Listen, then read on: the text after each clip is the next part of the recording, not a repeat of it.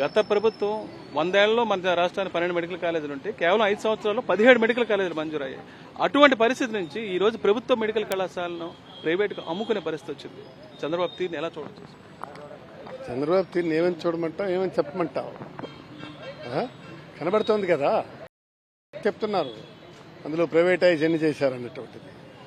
This is not fair enough. ఈ ప్రభుత్వానికి ఒక టార్గెట్, ఒక లక్ష్యం లేదు. పేద పిల్లలు చదువుకోవాలనే కుతూహలం, ఆకాంక్ష లేదు. ఏ విధంగా చేస్తారు? ఆయన ఎప్పుడు కూడా ధనికుల కోసమే భుజం కాసుకుని ఉన్నారు. అందుకే నేను ఈ సందర్భంగా చెప్తున్నాను, నేను చంద్రబాబు నాయుడు గారు, మీరు నిజమైనటువంటి పేదల పక్షపాతులైతే చదువుకొని కష్టపడి సాధించినటువంటి దాన్ని ఈరోజు వాళ్ళకి మీరు ఆ మెడికల్ సీట్లు కట్టబెట్టాలి.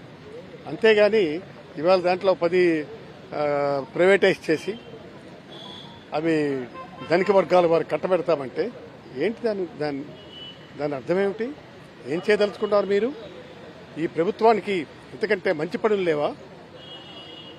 మీరు ఖచ్చితంగా ప్రైవేటైజ్ను ఆఫ్ చేయాలా? ప్రభుత్వంలో కూడా మీరు తీర్చిదిద్ది పేదలకి అందుబాటులో ఉండాలా. అలాంటి పరిస్థితుల్లో ఉంటేనే మీరు పేదలకి ఖచ్చితంగా మీరు సేవ చేస్తున్నట్టుగా అనుకుంటాం. కానీ 1700 సీట్లు కోల్పోయాం. Who will be the held responsible for this? చెప్పండి. ఇప్పుడు నేను అన్నది పేదవాడికి మెడికల్ విద్య ఒక పెద్ద అందరి ద్రాక్ష దీంట్లో ఉంది. అలాంటిది మీరు ఇవాళ పెట్టి ఏమిటి ఇదంతాను? ఏం చేస్తున్నారు మీరు? ఇదేనా ప్రభుత్వం అంటే?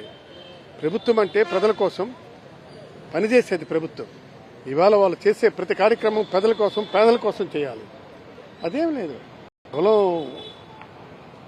ధనికులకి పట్టం కట్టుకుని వెళ్ళిపోతుంది. ఒకవైపు ఆరోగ్యశ్రీ పునర్వెళ్ళిపోయింది. గత ప్రభుత్వంలో 20 లక్షల వరకు ఉంటే ప్రభుత్వ హాస్పిటల్ తప్ప బయట ఎక్కడ పట్టించుకునే పరిస్థితి. ఇంకోవైపు వైద్య విద్యేమో ఇలా నిర్వీర్యం చేస్తున్నారు. అంటే ఒక్కొక్క వ్యవస్థను నిర్వీర్యం చేస్తున్నారు. వైద్య విద్య అనేటువంటిది చాలా పెద్దది. ఇవాళ అవన్నీ కూడాను ఎత్తివేసే పరిస్థితిలోకి వస్తున్నారు. కారణం ఏంటి? ఇది చేస్తే ఆయనకి పేరు వస్తుందేమో, జగన్మోహన్ రెడ్డి గారికి ఎక్కడ మంచి పేరు దక్కుతుందేమో, చనిపోయిన రాజశేఖర రెడ్డి గారికి ఈ పేరు దక్కుతుంది. ఇవన్నీ కుటిలమైనటువంటి ఆలోచనలతో చేస్తున్నట్టు ఇది మంచి పద్ధతి కాదు. ఇది ఖచ్చితంగా దీన్ని మేము నిరసన తెలియచేస్తున్నాం. ఈ విధమైనటువంటి దాన్ని చేయాలి, ఆపు చేసి ముందుకు మంచి కార్యక్రమాలకు వెళ్లాలని చెప్పి నేను మనస్ఫూర్తిగా కోరుకుంటున్నాను. చంద్రబాబు కేవలం ధనికుల కోసమే మాత్రమే పనిచేస్తున్నారని, పేదలకు ఇచ్చే సీట్లు ఈ కళాశాలలు రద్దు చేయడంతో పూర్తిగా నిరుపేద మధ్యతరగతి తీవ్ర ఇబ్బందులు ఎదుర్కోవాల్సి వస్తుందని, ఎట్టి పరిస్థితుల్లో ప్రభుత్వం ఈ నిర్ణయాన్ని కొనసాగించకూడదనే విషయాన్ని తమ్మినేని సీతారాం స్పష్టం చేస్తున్నారు. రాజమండ్రి నుంచి విజయపత్రిక హరీష్ ఫర్ సాక్షి.